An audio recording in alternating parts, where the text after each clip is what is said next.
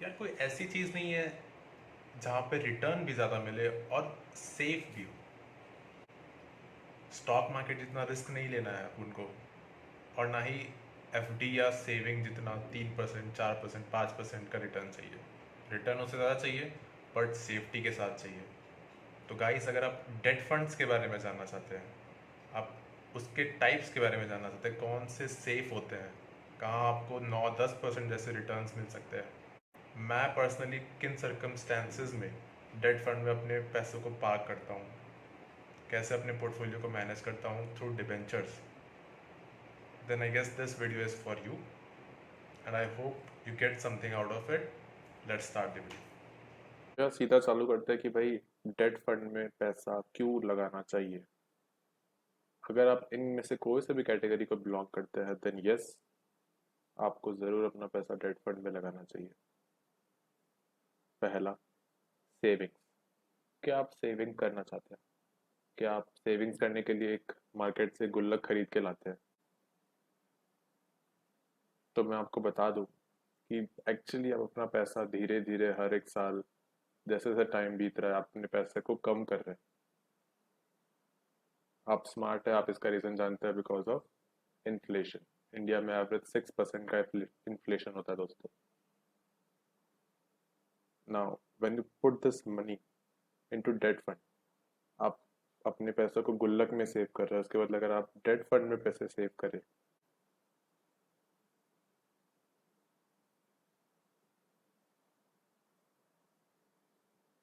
तो next time you go to the market और आप एक गुल्लक, आप एक पिगी बैंक खरीदने की कोशिश करो, तो ये बात याद रखना।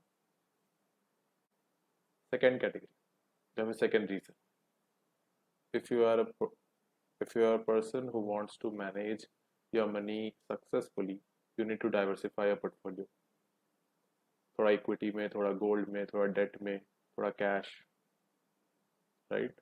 डेट फंड्स आपको एक कुशन देगा कि अगर गोल्ड के प्राइसेस क्रैश आया या फिर इक्विटी में प्राइस क्रैश आया, तो debt fund is always there for you, जो आपके पैसों, आपके जो कॉर्पस को बचाए रखेगा। तो some percentage of your portfolio should always go to the debt fund. Third, very important, most important for me, आपके पास थोड़ा सा पैसा आया, आपने कहीं से कमाया, आपके पास बच गए पैसे, और आप इक्विटी में इन्वेस्ट करते हैं, ट्रेड करते हैं। उन बचे हुए पैसों को डायरेक्टली आप स्टॉक मार्केट में मत डालिए। थोड़े थोड़े पैसे आप डेट फंड्स में डालिए और धीरे धीरे उसको बढ़ने दीजिए। Basically park your extra money. ये पार्क क्यों कर रहे हैं हम? बिकॉज मान लो फ्यूचर में कभी क्रैश आता है, करेक्शन आता है, डिप मिलते हैं मार्केट में, तो आपके पास पैसे रहेंगे स्टॉक्स को सस्ते दाम पे खरीदने के लिए। जनरली इन्वेस्टर्स के साथ क्या होता है कि वो अपना सारा पैसा लगाते रहते हैं स्टॉक मार्केट में। पैसा आया, लगाओ, साला पैसा आया, लगा दो। एक बार भी थोड़ा करेक्शन आता है वो हड़बड़ा आता है।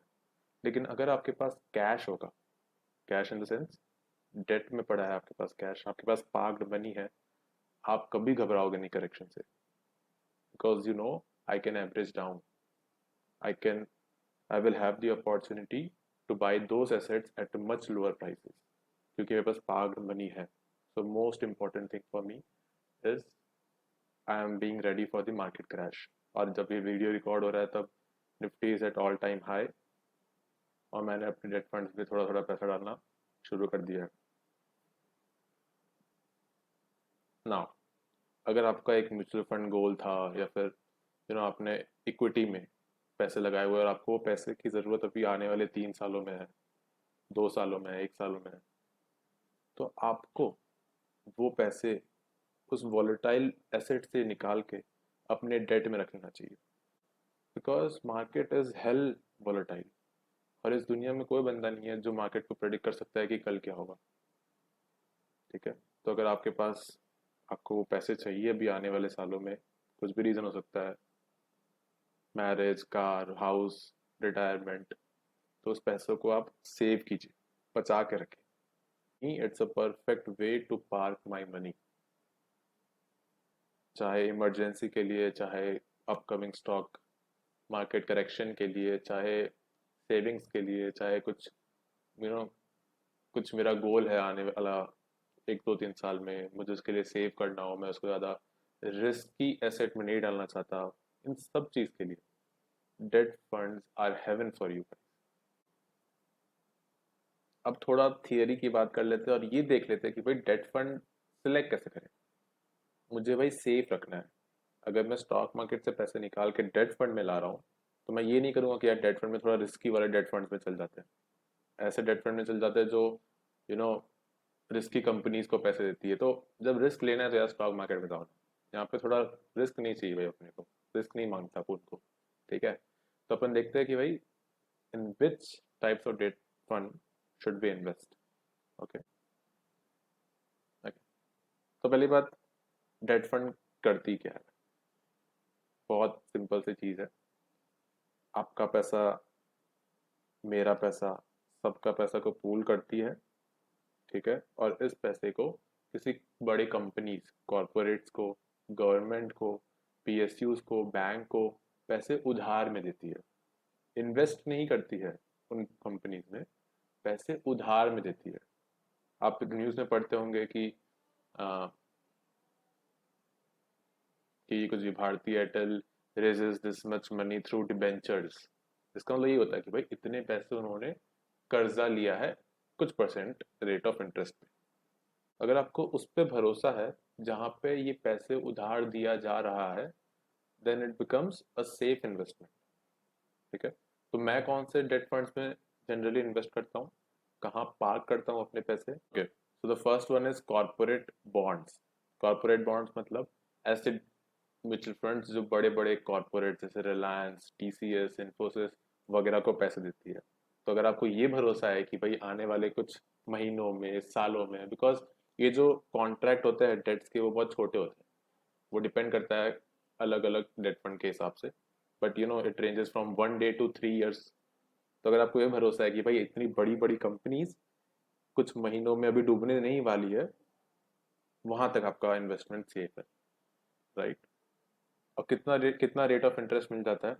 देखिए, 8%, 8%, कहीं कहीं 9% भी था, राइट, 8.5%। सो 8 से 8.5 9% तक आपको सेफली पैसे हर एनम मिल जाएंगे।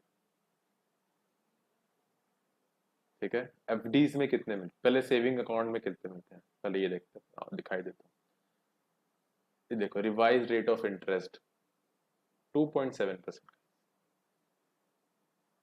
Not even beating inflation. पैसे कम हो रहे हैं आपके बैंक अकाउंट में भी, not even in piggy bank, but bank account में भी आपके पैसे कम हो रहे हैं। एफडीज में लॉक इन पीरियड आता है, बट स्टिल 6% 7%, बस यहाँ पे आज मैंने ऑर्डर दिया, कल मेरे पास पैसे आ जाएंगे या परसों पैसे आ जाएंगे। It is liquid, right?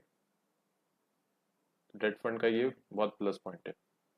Second favourite debt fund, second favourite debt fund, gilt mutual fund. Gilt मतलब गवर्नमेंट के एसेट्स में वो लगाती है, राइट? तो अगर आप, सबसे सेफ माना जाता है इसको, सबसे प्रीमियम माना जाता है, बिकॉज गवर्नमेंट पैसे उधार लेती है म्यूचुअल फंड से, और हम सबको पता है कि गवर्नमेंट तो पैसे दे ही देगी, शायद कोई बड़ी कंपनी ना दे पाए कभी, but government is sovereign, it is authentic, right? तो जैसे दिस एक्सेस गिल्ड फंड 8.83%, 5 साल का CAGR, ये 9.82% एनुअल वाइज। यार कौन देता है भाई इतना सेफ्टी के साथ? कौन इतना रेट ऑफ इंटरेस्ट, इतना सेफ्टी के साथ कौन इतना देता है रिटर्न, राइट? 9.6%, 9.1%, 7%, 9.5%।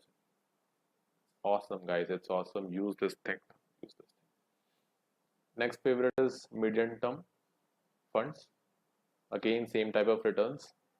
इसका बस ड्यूरेशन ज़्यादा रहता है कि कितने टाइम के लिए वो नो उस म्यूचुअल फंड ने दिया हुआ है उस कंपनी को।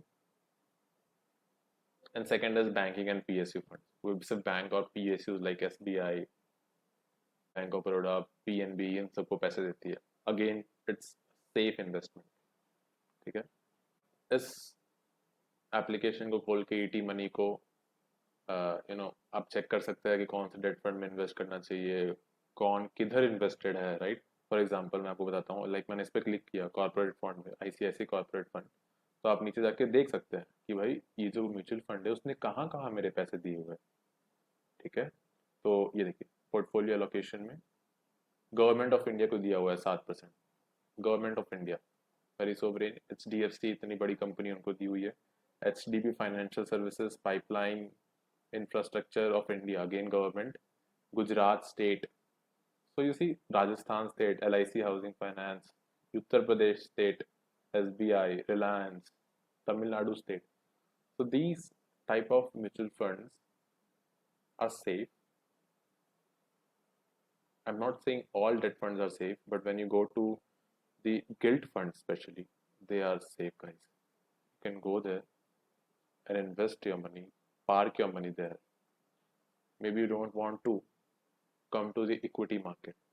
हो सकता है यार सबको स्टॉक मार्केट में नहीं लेना आना, सबको इतना रिस्क नहीं लेना, बट सेव तो सबको करना है, राइट। वो हमारा जन्मसिद्ध अधिकार है सेविंग करना। Best place for you, debt fund. एक डेट फंड में मत लगाओ, यहाँ पे भी थोड़ा डाइवर्सिफाई कर दो, शायद 1 2 3 4 में लगा दो।